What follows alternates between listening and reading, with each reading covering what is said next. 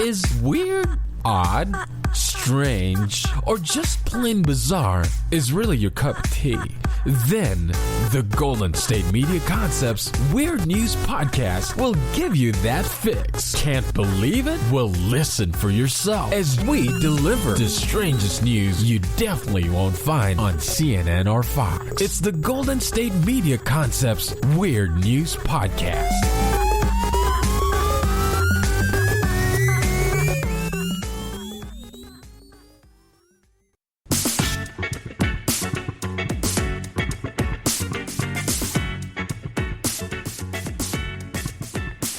Welcome to the GSMC Weird News Podcast, where sandwiches in Subway are now considered too sugary to meet the legal definition of being bread.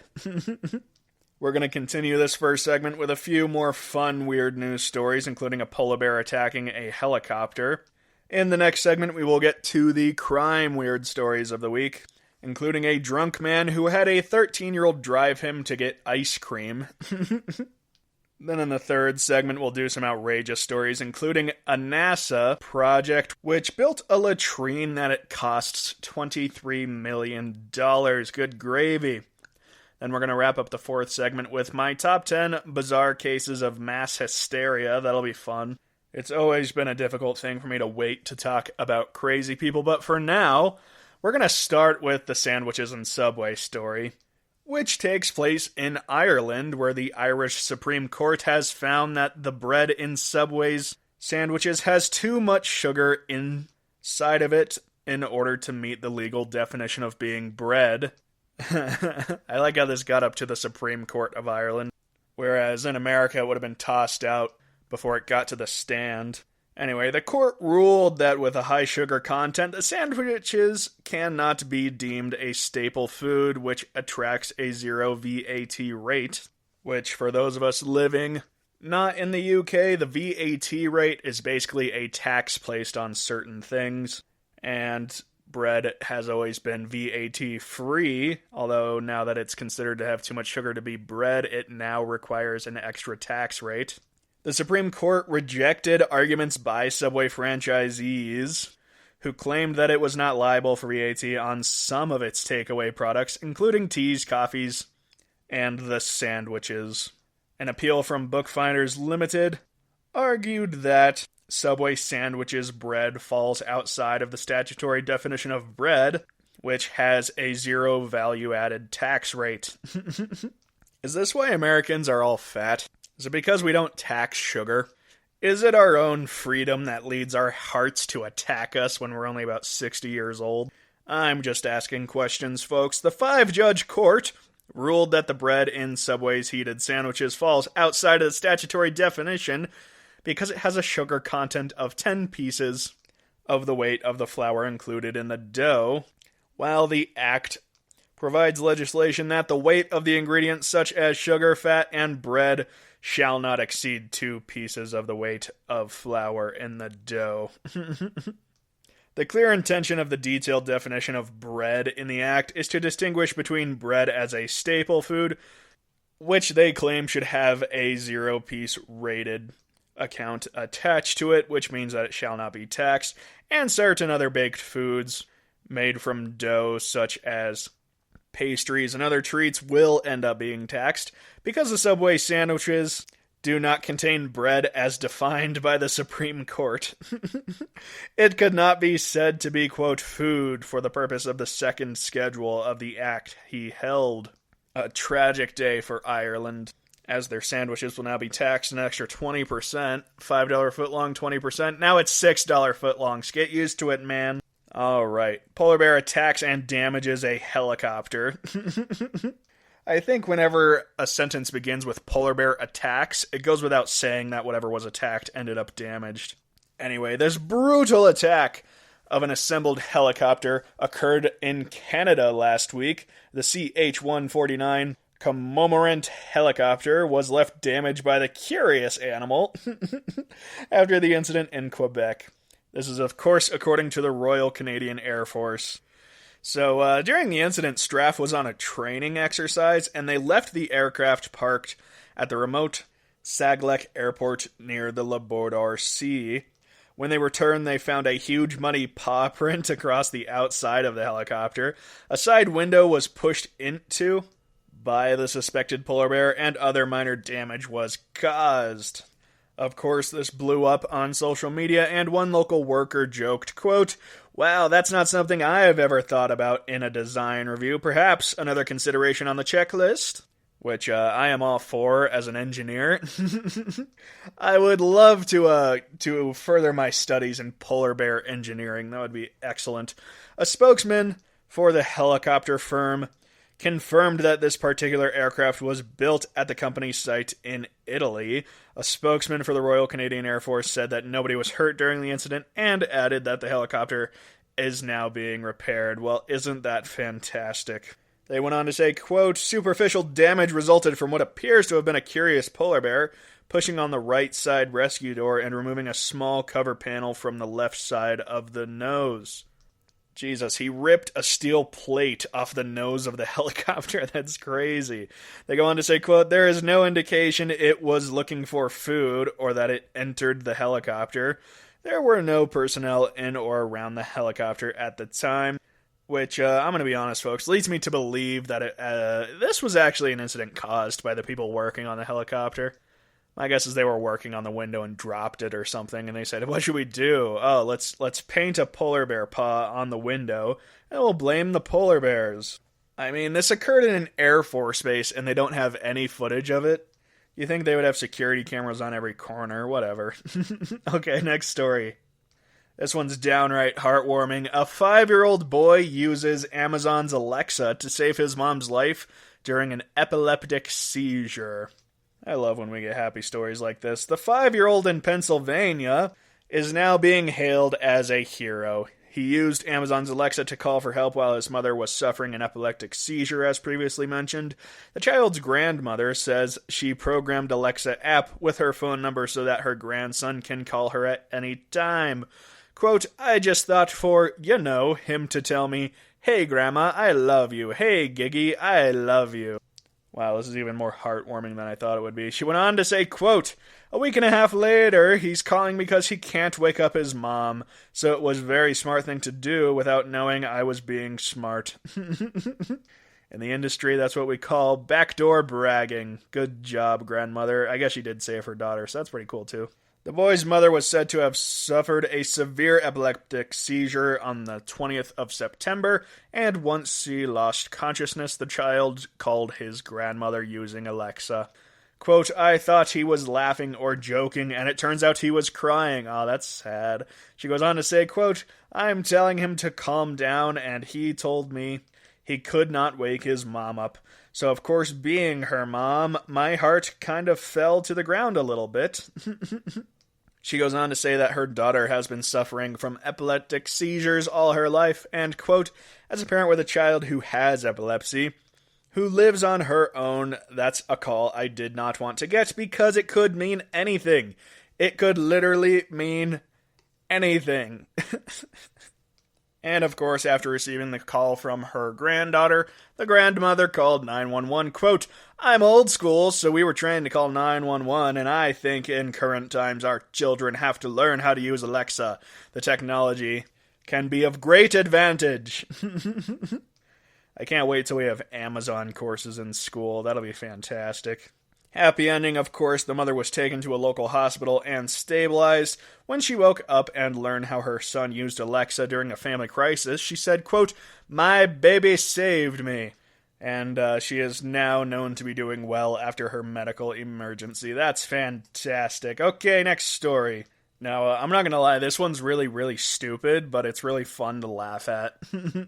So we're going to jump right into it. A Lincoln Woman's Raccoon Memorabilia collection is nearing 10,000 items. This is the worst story ever, but it's so funny. It started innocently enough in the 1980s when Jeanette McCain said that she never left the house with a pair of sunglasses. Under the California sun, the shades were white circles around her eyes, while the rest was tanned. Jeanette's two sisters started teasing her that she looked like a raccoon, and soon after, a small raccoon figure commemorated her signature bandit look. The joke gift turned into 5. 5 turned into 500. And on her 70th birthday, the two sisters showed up dressed as raccoons with 70 editions for the collection in tow. Goodness gracious. It's stories like these that remind me that my life is not as wasteful as it could be.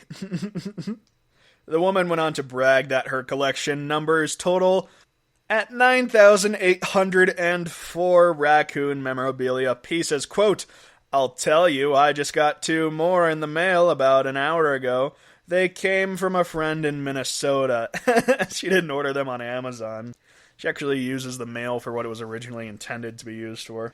Gross. Even with the knowledge of Miss McCain's extraordinary collection, nothing can really prepare anybody to walk into her home in Lincoln's Autumnwood neighborhood. Every possible surface, every last corner of the house has become a display for raccoon items, and the collection isn't limited to just figurines or stuffed animals. You will also find jewelry, art, change purses, fuzzy socks, magnets, cookie jars, candy, keychains, ornaments, apparel meticulously arranged and categorized, and much more, of course. A tall bookcase is full of any book that could ever possibly contain a raccoon, and another is full of books where the raccoon is the main character. Because she wore sunglasses. That's the backstory to this event. Across her bookcase are many binders which contain hundreds of raccoon-decorated cards, newspaper clippings, and scrapbook pages. Anything you can think of, McCain probably owns the raccoon version of it. A Yule log, neck pillows, a walking stick, a painted saw. The list goes on. Storage bins in the basement are full of things that she doesn't have room to display. Quote, "In 2010, there was a sale here in town of a woman who had a raccoon collection. Wow. They should form a committee. That would be fantastic." She goes on to say, quote, "I ended up buying 400 items. After that sale, things really evolved." She goes on to say, quote, "Most collectors will tell you that the most interesting part is the hunt. And it is. If you find something that's a real treasure, you just get so excited." I would love to know what her definition of a real treasure is. Because not a single time I've ever thought of the phrase real treasure has a raccoon popped into my head, but whatever. Through the years, this nice old lady has been rejoicing at raccoons popping up in popular culture, which of course add to the scope of her raccoon memorabilia. The notable ones are Miko from Disney's Pocahontas, Rocket Raccoon from 2008's Guardian of the Galaxy, and the raccoons from the Lazy Boy commercials in the 90s. She's been collecting raccoon stuffed animals since before I was born. That's funny. Perhaps most impressive of all is the organization of every and each item. She has a binder which holds hundreds of pages of spreadsheets cataloging every item, where she got it, and where it's located. She numbered every shelf in her home in order to help, and the result is something like the Dewey Decimal System of raccoons, according to herself. When asked why the hell she does this, she says that it keeps her happy and busy. I can't imagine what would happen if she discovered the internet, man. She went on to point out to many of the people in her home that one of her small boxes in the basement is, quote, "full of things that have lost their number and need to be reprocessed." Her systematic organization might be related to years of running her own secretarial service in California, but before that she worked for Rubbermaid for 15 years. Quote, "Now I say I'm retired, but managing my raccoons keeps me pretty busy." She goes on to admit that the collection can seem overpowering to some, but it's her happy place. Quote, "Most people have pictures of grandchildren on the refrigerator, but I have raccoons." Not saying one's better than the other, just different. But she goes on to defend herself, saying that her daughter and her grandchildren claim that they themselves are Miss McCain's worst enablers when it comes to her raccoon collection. She concludes by saying, quote, "It's interesting to see where everything comes from and who has heard about my collection. It is nice to know there's somebody else out there." Oh, that is so sad. Okay, we're going to end on that downer. Stay tuned to the next segment where we'll get into some crime stories. including the man who had a 13-year-old drive him to get ice cream, and a creepy Louisiana man who hid in a Florida teen's room for several weeks. So stay tuned for that and more weird news stories.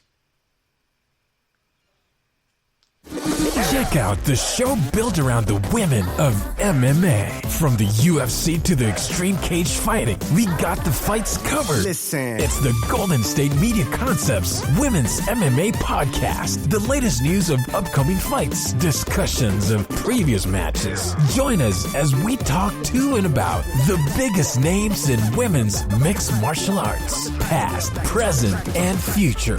When it's the women's fight game, you know where to listen to. The Golden State Media Concepts Women's MMA Podcast.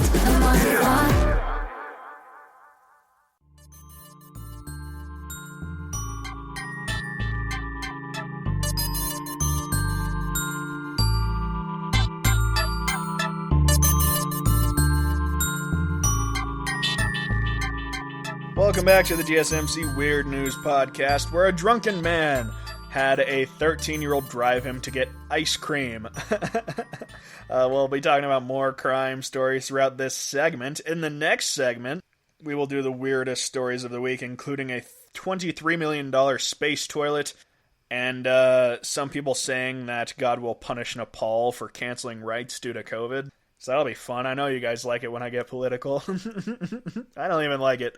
And then the final segment, we will do my top 10 bizarre cases of mass hysteria, which I'm really excited for. I'm kind of disappointed we haven't done it yet.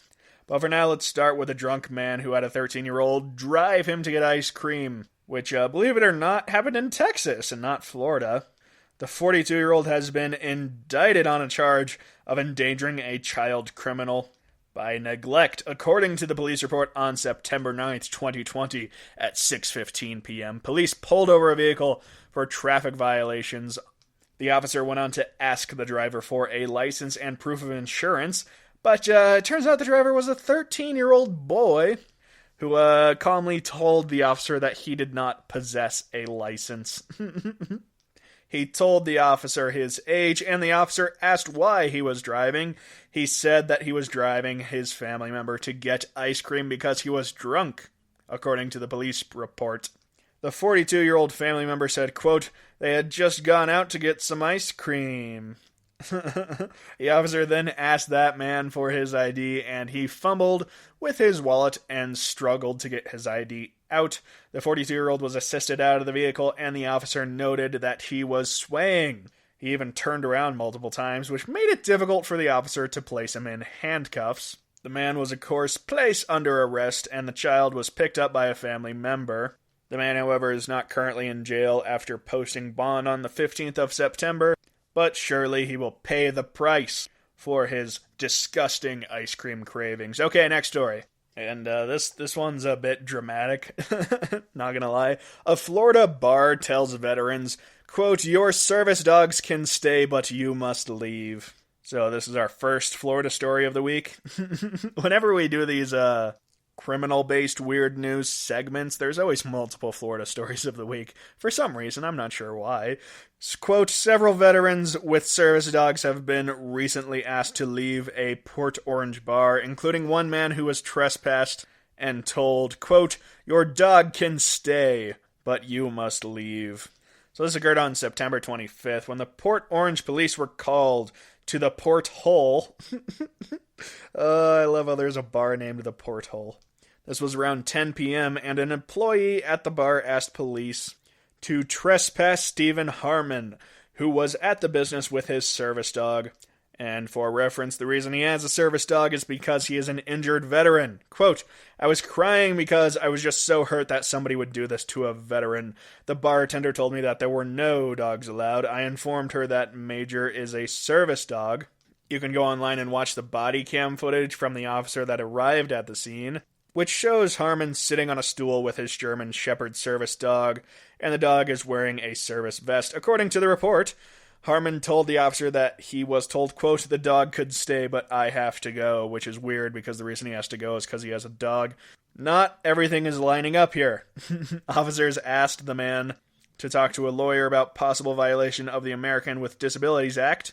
Quote, under the ADA, state and local government businesses and nonprofit organizations that serve the public generally must allow service animals to accompany people with disabilities in all areas of the facility where the public is allowed to go.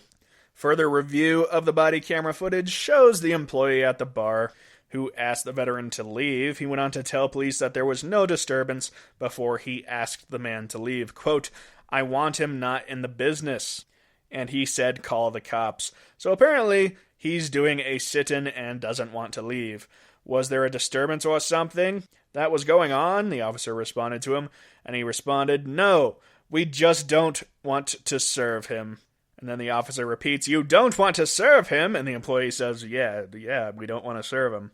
The Port Orange police sergeant spoke to the veteran outside of the bar and asked what he was doing. Throughout the encounter, Harmon claimed that he was calm, but he appeared to be clearly upset, and his dog was on a leash by his side, obeying commands according to the camera video footage. Quote, I just came out to have a drink and eat some food with my service dog. As soon as I walked in, they told me they just kicked a whole bunch out because of a dog. He is obviously not a dog. He is a service dog.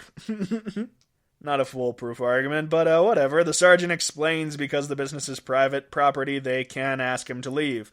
The body camera has video which has been posted to the top of this story, which can be viewed across the internet. It has gone viral, of course, to many people outraging left and right. It is said that after the man was issued the trespass warning from police, the veteran said that the bar employee in the parking lot, quote, trespassing a disabled veteran, what a bleep bleep. So, he was not happy about it. The following day, the general manager of the porthole went to the Port Orange Police Department, and according to police records, quote, he wanted to know if he could trespass people who had service dogs. I told him that he could trespass anybody he wanted, but there is a chance he could open himself to civil liability. Another incident occurred on the 28th of September when 3 other veterans went into the porthole with their service dogs and were asked to leave. After that, a video posted to Facebook showed the 3 veterans at the business with their service dogs being told by an employee that they have to leave, but the dogs can stay. Quote, the owners of the dogs have to leave. This is what the owner told me. The dogs can stay, but the owners have to leave. He went on to say, quote, we have been in this place for 20 minutes, ordered our drinks, and we're about to order our food when the manager came up behind us and told us we have to leave. Okay, sideline. So, in the video, you can see this woman, and she says, quote, is this because we are disabled and we have service dogs that you are going to discriminate us and we are not allowed to be in this restaurant? And then she shows off her well-behaved dogs laying down with their service vests on. And then the porthole general manager goes on to defend himself, saying that he did not know that they were service animals in this incident because he was not present. He went on to apologize and reached out to the canine line in order to make amends, and he said that he is now moving forward and will train his staff and employees to recognize service animals. Quote, we should have maybe recognized the fact that we need to be trained a little bit more to see what is indeed a service dog and what is indeed a pet. We apologized. We have reached out to the association, and that has created this. And again, I cannot apologize more than I am today. Nevertheless, Canine Line is considering legal action against the porthole. Alright, we're gonna move on, thank God, to my second Florida story of the week, in which a Louisiana man hid in a Florida teen's room for several weeks. He was found hiding in the Florida teenager's closet, and has been staying in the child's bedroom for more than a month, according to investigators. Oh, that is so beyond frightening. The Hernando County Sheriff's Office charged the 36-year-old with sex crimes last Sunday after deputies were called to the Spring Home Hill by the parents of the teenager who found the man in the closet in the child's bedroom. The man allegedly told the deputies that he had traveled from Louisiana to Florida in order to have relations with the teen. Investigators said that he had been in Hernando County for about 5 weeks when he was discovered. The deputies went on to say that they met the old man and the kid met online about 2 years ago, and the teen referred to the man as their boyfriend. The teen told deputies that the man had been living off and on in her bedroom since August 19th, where he would hide in the closet when the teens' parents were home and would come out when they left for work. He was charged with 4 counts of lewd and lascivious behavior with a victim between the age of 12 and 16 and 1 case of obscene communication. Travel in order to meet after use of a computer to lure a child. It is not immediately clear whether he had an attorney. And they haven't commented for them yet, obviously. Goodness gracious. Usually the crime stories are so much fun. This week they're just depressing. We're going to try one more, okay? This one has to be fun just looking at the title. Deputies are looking for a gun-toting chipmunk. So Evangeline Parish Sheriff's duties... Good God, I suck at reading. Deputies are searching for the person who robbed a pharmacy at gunpoint using a chipmunk outfit. The robbery occurred just after 12 p.m. Saturday, September 19th at the Medicine Chest located in Louisiana. Louisiana strikes again. Surveillance video shows the armed suspect in a chipmunk outfit running from the store's parking lot to the rear door of the store, forcing an employee back inside. Once inside, the suspect escorted the employee through the store at gunpoint as she filled his bag with an undisclosed amount of narcotic medication. After getting the undisclosed amount of medicine from the employee, the suspect walked out of the rear door of the store and ran westbound to a nearby apartment complex. The sheriff tells people that the robber... What kind of sentence is that? The sheriff tells people that the robber wasn't all bad. He took the victim's cell phone, but when she told him she had pictures of her grandkids on the phone, he gave her the SIM card. Isn't that fantastic? SIM cards don't contain pictures on them, though, do they? That would be your SD card. Anyways, this investigation is still active and ongoing. If anybody has any information about the armed robbery, they are being asked to contact the Evangeline Parish Sheriff's Office investigators. So if you get robbed by a chipmunk at gunpoint, why don't you call the police? See, that was a pretty fun crime story. This next one sounds fun, too, because it has to do with a cult. And it's downright filthy, too. Police break up a cult, which featured a 4-foot-tall model of the female genitalia. So, at about 9:30 p.m. last Friday, the Richmond police responded to the area upon reports of a cult gathering. Officers directed a group of 50 people dressed in black attire to leave due to them trespassing on City of Richmond property.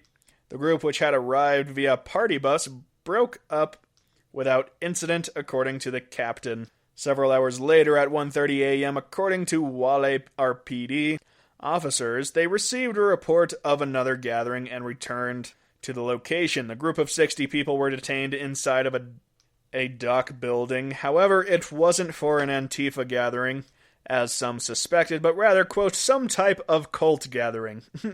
The group was listening to recordings about climate change and Mother Earth while assembling a 4-foot model of a vagina. They were identified, warned for trespassing, and eventually escorted out of the area. At this time, it is not known what group or groups are affiliated with the gatherings, and no arrests have been made. Quote, it appeared the event was well organized, and the group may have had the props and accessories previously staged.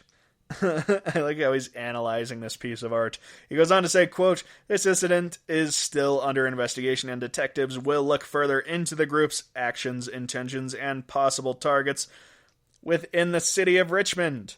Prior to the past weekend's gatherings, the Point Molate shoreline, located near the Richmond-San Rafael Bridge, has been the subject of controversy over the plans to develop the city site, which previously occupied a U.S. Navy fuel storage transfer facility.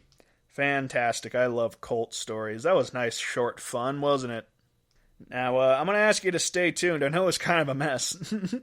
But if you stay tuned to the next segment, I promise you will receive the weirdest news stories of the week, including a $23 million titanium space toilet made by NASA, as well as religious leaders in Nepal saying that God will punish people for canceling rites due to COVID. I can't wait to get to these. These will be the fun ones of the week. Okay, stay tuned for that, and in the last segment, we'll do my top 10 bizarre cases of mass hysteria. Brilliant! Stay tuned. Are you tired of the same old news? Are you sick of the seemingly endless political spin and negativity? The GSMC America Still Beautiful podcast is a weekly news podcast covering all the top positive and uplifting news stories. We cover stories that will inspire, uplift, and remind you of the good in the world. Tune into the Golden State Media Concepts America Still Beautiful podcast to get all the great and positive news stories of today. Download the GSMC America Still Beautiful podcast on iTunes, Stitcher, SoundCloud, Google Play, or anywhere you find podcasts. Just type GSMC in the search bar.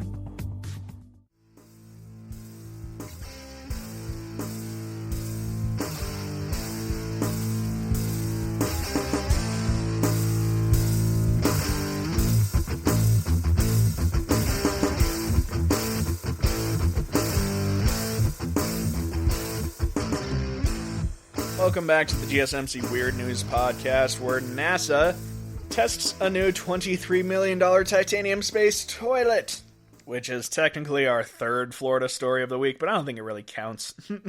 NASA's first new space latrine in decades, the $23 million titanium toilet better suited for women, is getting a not-so-dry run at the International Space Station before eventually flying to the moon. It's packed inside a cargo ship that should have blasted off late Thursday night from Wallops Island in Virginia, but the launch was aborted with 2 minutes remaining in the countdown. They said they would try again Friday night if engineers could figure out what went wrong. Barely 100 pounds and just 28 inches tall, the new toilet is roughly half as big as the two Russian-built ones at the space station currently. It's more camper-sized to fit into NASA's Orion capsules, which will carry astronauts to the moon in just a few years. Station residents will test it out for a few months. If the shakedown goes well, the toilet will be open for regular business. Of course, with SpaceX now launching astronauts into space, including to the space station itself, and Boeing less than a year from sending up its first crew, more and more toilets are needed. The new one will be in its own stall, alongside the old one on the U.S. side of the outpost. The old toilets cater more towards men. To better accommodate women, NASA tried tilting the seat on the new toilet and made it taller. Really? Does that help? The new shape should help astronauts position themselves better. Wah, wah, wah.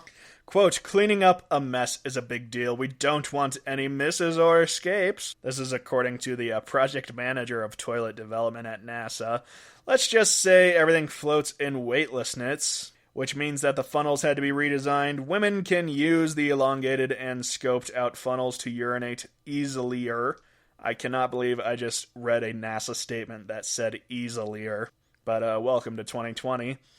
Another new development is that the urine collected in the toilet will be routed to the NASA's long-standing recycling system, which will produce water for drinking and cooking. Yay, space.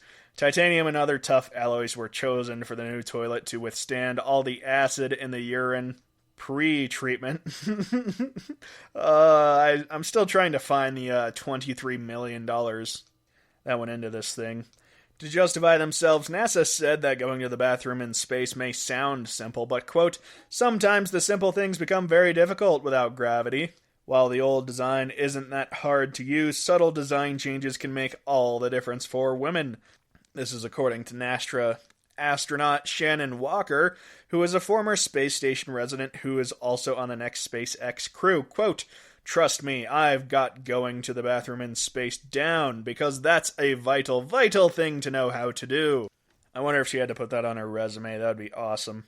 People are worried because the space station population is about to go from 6 to 7 for the first time of ever, which I don't believe is true, actually. If I recall, they had 9 at one point, and even more when the non-professionals like tourists start to show up there early as next year. This is developing worries in NASA's program. The last time NASA ordered up a new toilet was in the early 1990s to accommodate a 2-week space shuttle mission. The agency contacted Collins Aerospace to provide the latest model, which is the same company, by the way, who worked on the space shuttle porta potties. Also, in the 8,000-pound shipment aboard the North Orps capsule, air tanks will also be delivered into space, along with radish seeds and a cinematic 360-degree VR camera, just in case you get bored in space. How could you get bored in space? Perhaps the most unique pay-hold, a wrinkle serum. The cosmetics company is paying $128,000 for an out-of-this-world photo shoot as part of NASA's push to open the final frontier into marketing, industry, and tourism. Oh my gosh, I can't believe this is still funded with taxes. Do you realize that, America? We just spent $23.1 million for cosmetics and a toilet. Which reminds me, don't forget to not vote this coming election. Okay, next story. I'm just being stupid. You guys know that, right? Next story. God will punish Nepal for canceling rites due to COVID, according to religious leaders. Finally, 2020's been teasing fire and brimstone. I can't wait till it actually comes. A number of religious leaders in Nepal have strongly criticized government for scaling down festivals and century-old rituals because of coronavirus fears. The leaders are now warning that a, quote, divine anger will lead to the country and its catastrophe. Temples are closed and mass gatherings are prohibited following a lockdown since March. Officials say it is unlikely that restrictions will be lifted ahead of the major festivals of Dashain and Tihar, which fall during the months of October and November respectively. Nepal, with its unique juxtaposition of Hindu and Buddhism culture and lifestyles, has seen few festivals during the pandemic. In its capital of Kathmandu, rituals including chariot processions involving large crowds to honor different deities were either cancelled or reduced to small ceremonies. Last month, clashes broke out in southern Kathmandu after angry protesters defied the government's lockdown orders in order to attend Rato Mashindronath Jatra, which is a chariot procession in honor of the god of farming. The ritual was postponed and conducted later, on a much smaller scale with a police presence. As a result, the main priest leading the Rato celebration said that it is very irresponsible of the government to curb its religious activities. Quote, my family has been conducting the ritual for centuries. I feel very sad that in my tenure I was not allowed to carry out the chariot procession. As far as I know, it has never been cancelled before. The 72-year-old priest went on to say, quote, I believe that Nepal is a sacred home for gods, and the gods are angry. We will land into more severe problems than coronavirus. I have a serious objection against the Nepal government's control of religions, which bounds on the sinful as far as I am concerned. A famous 38-year-old businessman whose name I cannot pronounce also believes that Nepal government's decision on these parades is hurting people's religious sentiments. Quote, I have a strong belief in religion, and I think not getting engaged in religious activities can invite a bad omen. He went on to say, in my view, elderly people are more eager to visit religious places. If government continues restrictions, people will have mental health issues. Which, tends toward a slight fallacy that he's worried about mental health issues. And the government's worried about physical health issues. I just think it's kind of a silly argument. Many communities and religious leaders, however, say that this year should be considered an exception to any and all religious and festive activities that should take place only after safety has been assured. Meanwhile, the caretaker of living goodness in Nepal, that's the greatest title ever, who lives in a special temple near the traditional palace square, says that they are abiding by safety protocols and it is unlikely that there will be a large-scale event this year. Quote, we are yet to discuss with the government regarding the godless presence at the Taleju temple. Oh god, he's not happy about this either. He goes on to say, quote, during the 8th day of the Nanashi festival, I think there will be no crowds this time like in the past, but we cannot take risks by taking people there. He went on to say, quote, some people fear that bad things may happen if we don't worship properly, but in my view, we should be realistic. We can organize festivals and rituals and preserve our culture for the future generation only if we survive.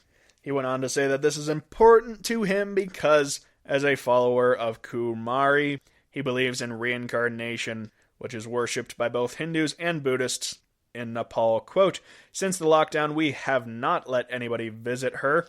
He's talking about the Hindu goddess Durga. He went on to say, quote, "We are doing regular prayers and conducting the worship inside the residence by ourselves." He went on to say that the living goddesses were also wearing masks and sanitizers inside their residence. Goodness gracious. Nepali cultural icon Satya Mohan Joshi says that people should follow science rather than just talk about the festivals and rituals. This 101-year-old cultural expert said, quote, "In the past, pandemics were viewed as a curse from the gods. People in Kathmandu would gather in the alleys to offer food and conduct prayers to seek forgiveness. That's an outdated idea now. In the name of conducting festivals and organizing feasts, we cannot take risks that may cause the spread of coronavirus in Kathmandu. That would shatter our economy and health service. We should keep ourselves safe by following the guidance issued globally by the medical community. We have asked people to maintain social distance and self-discipline. Any crowd could trigger a mass infection. For me, health comes first. We cannot conduct our festivals or religious events if our health is not good."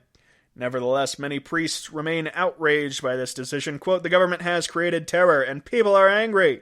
Prohibiting century-old worshipping or rituals could make people lose their faith both towards religion and the government. Not to mention, festivals can be held by following safety and social distancing measures. Our failure to offer due respect to our gods and goddesses may backfire. We should agree that God is our source of strength. As our 30th of September, we have been nearly 78,000 confirmed." He's talking about how many people have COVID in Nepal. "And 500 deaths have occurred due to coronavirus." And that's the end of that story, so why don't you let me know in the description what you think. Will the gods destroy Nepal, or will it be coronavirus? Or is everybody just in need of some Xanax? Alright, so I had another story for you, but I did a little more research on it, and it turned out to be fake. Basically, a lady found a photo after Lincoln was supposedly dead, and that was supposed to mean a whole bunch of things, but the story's not true. So we're not going to go over that. We're going to go ahead and take a break. Stay tuned to the next segment, and I will wrap up with my top 10 bizarre cases of mass hysteria. I cannot wait for this one. Stay tuned.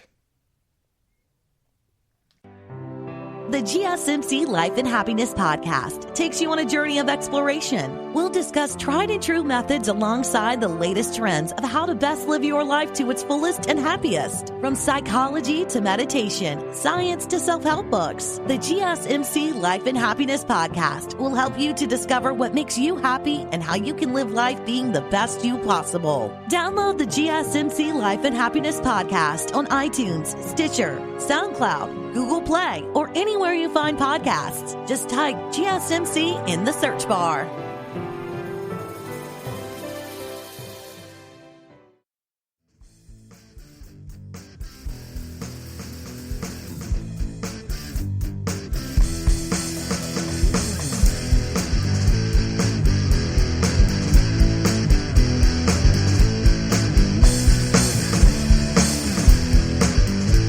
Back to the GSMC Weird News Podcast, the only place where you will hear a top 10 list about the bizarre cases of mass hysteria. For those who are not interested in researching tragedies, mass hysteria is the common term used to describe a situation in which various people all suffer from similar hysterical symptoms. This can be a phantom illness or an inexplicable event, and we're about to go over some from the far past and the recent cases as well, starting in 2006 with the famous Mumbai Seawater. So the sweet seawater incident was a phenomenon during the residents of Mumbai claimed that the water at Mahim Creek, one of the most polluted creeks in all of India, which actually receives thousands of tons of raw sewage and industrial waste every single day, had suddenly turned, quote, sweet, according to the local residents. Within hours, residents of Gujarat claimed that seawater at Teethal Beach had turned sweet as well. In the aftermath of the incidents, local authorities feared the possibility of a severe outbreak of waterborne diseases. mainly gastroenteritis. The Maharashtra Pollution Control Board had warned people not to drink the water, but despite this, many people had collected it in bottles, even as plastic and rubbish had drifted by on the current. And just by 2 p.m. the next day, the devotees said that the water was once again salty. Nobody really knows what caused this, but just as a reference for most of these stories, the main suspect is going to be a mob mentality, but in cases like this, it could have been a one-time leakage of some kind of waste into the rivers, which tricked people into thinking it was, not salt water, sewage water. Okay, next story, number 9. The June Bug Epidemic. This one's funny. In 1962, a mysterious disease broke out in a dressmaking department of U.S. textile factories. The symptoms included numerous cases of numbness, nausea, dizziness, and vomiting. Word of a bug in the factory that would bite its victims and develop the above symptoms quickly spread from factory to factory, which freaked out a lot of people. Soon, 62 employees developed this mysterious illness, some of whom were hospitalized. The news media reported on the case after research by company physicians and experts from the U.S. Public Health Service Communicable Disease Center, good God. It was concluded that the cases were not in fact individual, but rather one of mass hysteria. While the researchers believed that some workers were bitten by the bug, anxiety was likely the cause of the symptoms. No evidence was ever found for a bug which could cause the above flu-like symptoms, nor did all the workers demonstrate bites. Alright, number 8. This one's pretty famous, which is why it's so down low on my list, because a lot of you have probably heard of this already. The War of the Worlds was originally an episode of an American radio drama anthology series, which was aired in 1938. It was performed as a Halloween episode of the series on October 30th, 1938, and aired over the Columbia Broadcasting System radio network. It was directed and narrated by the great Orson Welles, who's the genius behind Citizen Kane and F is for Fake. The episode was an adaptation of H.G. Wells' novel The War of the Worlds, believe it or not. Some listeners heard only a portion of the broadcast, and due to the atmosphere of tension created by the reader Orson Welles, it created an anxiety that led people to believe that World War II was happening. They took it to be as a news broadcast rather than an entertaining one. Newspapers reported that panic ensued as people fled local areas, others thinking they could smell poison gas or could see flashes of lightning in the distance, which entirely possible. They might have seen lightning, yes. Some people called CBS newspapers or the police in confusion over the realism of the news bulletins. Initially, the site of one of the reports in the drama was deserted, but crowds developed. Eventually, police were sent to control the crowds, and for people arriving later in the evening, the scene really did look like it was being narrated, with panic crowds and flashing police lights streaming across the masses while the broadcast continued. There were instances of panic throughout the U.S. as a result of the broadcast, especially in New York and New Jersey.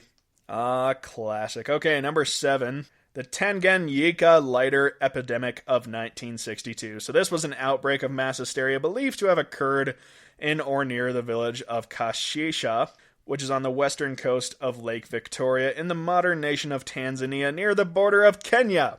That's where it is. It is possible that at the start of the incident, a joke was told on a broadcasting school, and this joke is said to have triggered a small group of students to start laughing. The laughter perpetuated itself far, transcending its original cause. The school from which the epidemic sprang up was shut down. The children and parents transmitted it to the surrounding area. Other schools, Kasasha itself, and other village comprising of thousands of people were all affected by some degree. 6 to 18 months after it started, the phenomenon died off. The following symptoms were reported on an equally massive scale as the report of laughter itself. Quote, pain, fainting, respiratory problems, rashes, and attacks of crying. Mass hysteria on a laughing scale. That's fantastic. Okay, number 6. I just like the title of this one. Hindu Milk Miracle. The Hindu Milk Miracle was a phenomenon considered by many Hindus as a miracle which occurred on September 21st, 1995.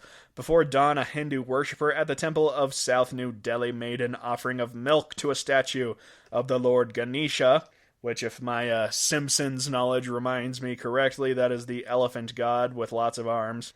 Whence a spoonful of milk from the bowl was held up to the trunk of the statue, the liquid was seen to disappear, apparently taken in by the idol. Word of the event spread quickly, of course, and by mid-morning it was found that the statues of the entire Hindu pantheon in temples all over North India were taking in milk. A small number of temples outside of India reported the effect, continuing for several more days, but no further reports were made after the beginning of October. Skeptics held the incident to be an example of mass hysteria, and when reports of the Monkey Man of New Delhi, which we'll talk about that later, began to appear in 2001, many newspapers related this back to this event. We'll get to the Monkey Man of Delhi, another great title, but first, number 5, soap opera Hysteria. So, once upon a time, a Portuguese youth soap opera that was very popular in Portuguese communities, especially amongst children and teenagers, aiming to depict the adventures of typical Portuguese youths, aired as it did every week. In May 2006, however, an outbreak of the Morangos com Acuar virus, which is the name of the TV show with virus on the end of it, was reported in the Portuguese schools. 300 or more students at 14 schools reported similar symptoms to those experienced by the characters in a recent episode. That's amazing. These included rashes, difficult breathing, and dizziness, which forced some schools to close. The Portuguese National Institute for Medical Emergency dismissed the illness as mass hysteria. The story concerned some parents because the major influence this series has on the kids and teens that watch it was now being reported in newspapers and magazine articles everywhere. Alright, number 4, we're going to get this one out of the way. Penis panic. The penis panic is a mass hysteria event or panic in which the male members of a population suddenly experience a belief that their genitalia is getting smaller or disappearing entirely. It's not that, sweetheart, it's that you're getting fat and you can't see your genitalia. The panics have said to have occurred around the world, most notably in Africa and Asia. Oh, come on now. Local beliefs in many instances assert that such physical changes are often fatal. In cases where the fear of the penis being retracted is secondary to other considerations, psychological diagnoses and treatments are under development. It is becoming increasingly clear that these forms of mass hysteria are more common than previously thought. Injuries have occurred when stricken men have resorted to apparatuses such as hooks and fishing lines, as well as shoestrings, to prevent the disappearances of their manhood. So pathetic. An epidemic struck Singapore in 1967, resulting in thousands of reported cases. Government and medical officials alleviated the outbreak only by a massive campaign to reassure men of the anatomical impossibility of retraction, together with a media blackout on the spread of the condition. Beautiful. Glad we got that one out of the way. Okay, number 3. The Dancing Plague. This one's pretty famous. You've probably heard of it. The Dancing Plague of 1518 was a case of dancing mania which occurred in Strasbourg, France. Then part of the Holy Roman Empire in July 1518. Numerous people took to dancing for days without rest. The outbreak began on July when a woman began to dance fervently in a street of Strasbourg. This lasted somewhere between 4 to 6 days. And within a week, 34 others had joined, and within a month, there were around 400 dancers. Most of these people eventually died from heart attack, stroke, or exhaustion. Historical documents, including physician notes, cathedral sermons, local and regional chronicles, and even notes issued by the Strasbourg City Council, are clear that the victims danced themselves to death. It is not known why these people danced to their deaths, nor is it clear that they were dancing willfully. Of course they were, though. You can read much more in-depth articles online, as it was considered a major event at the time. But for now, we are going to move on to number 2, the aforementioned Monkey Man of Delhi. So this was in May of 2001. Reports began to circulate in the Indian capital of New Delhi of a strange monkey-like creature that was appearing at night and attacking people. Eyewitnesses' accounts were often inconsistent, but tended to describe the creature as about 4 feet tall, covered in thick black hair with a metal helmet, metal claws, glowing red eyes, and 3 buttons on its chest. Theories on the nature of the Monkey Man range from an avatar of a Hindu god to an Indian version of Bigfoot to a cyborg that could be deactivated by throwing water on the motherboard concealed under its chest. Oh, why didn't we do this top 10 earlier? Many people reported being scratched, and 2 people even died when they leapt from the tops of buildings or fell down stairwells in panic caused by what they thought was the Monkey Man attacker. More than 15 people suffered from bruises, bites, and scratches. Okay, time for number 1. The Toxic Lady. This one sounds like it's straight out of a script for a movie. A lady named Gloria Ramirez, who lived in Riverside, California, was dubbed the Toxic Lady by the media after exposure to her body and blood had sickened several hospital workers. She was rushed to a hospital in 1994 after suffering effects from cervical cancer. The medical staff who attended to her all began to feel ill, and they eventually faded. Gloria's body is said to have exuded a garlicky and fruity smell, opposite smells, and her body contained flecks of a strange substance like paper. The odd thing about this case is that of those who handled her body or treated her, more women than men suffered from the ill effects, and everybody involved had normal results in blood tests. The health department issued a statement at the conclusion of their investigation which said that those who had become sick were, in fact, suffering from mass hysteria. I appreciate this one most of all because it's the only one where a group of overtly smart people suffered from mass hysteria. Right? These are doctors who are suffering from it. So it's kind of a reminder to remember to think individually for yourself. Don't get caught up in fear. And remember that worry is a waste of emotional reserve. All right. Thank you for listening to the GSMC Weird News Podcast, brought to you by the GSMC Podcast Network. Please subscribe to us. Follow us on Facebook, Twitter, Speaker, Spotify, YouTube, all those fabulous places. Leave a comment or a review on iTunes. That would be fantastic as well. Thank you, and have a good night.